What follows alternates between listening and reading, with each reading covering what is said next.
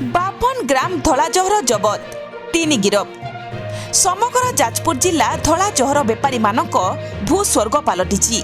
ଗାଁରୁ ସହର ଯାଏଁ ଏହି ବେପାର ଚାଲିଛି।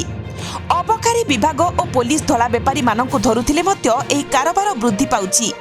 ପାନ ଦୋକାନମାନେ ସିଗାରେଟରେ ଧଳା ଜହର ଭର୍ତ୍ତି କରି ବିକ୍ରି କରୁଥିବାର ଦେଖାଯାଉଛି। ଯୁବପିଢ଼ିମାନେ ଏହାକୁ ସେବନ କରି ପଥଭ୍ରଷ୍ଟ ହେବା ସଙ୍ଗେ ସଙ୍ଗେ ରୋଗରେ ପୀଡ଼ିତ ହୋଇ ଅକାଳ ମୃତ୍ୟୁବରଣ କରୁଛନ୍ତି।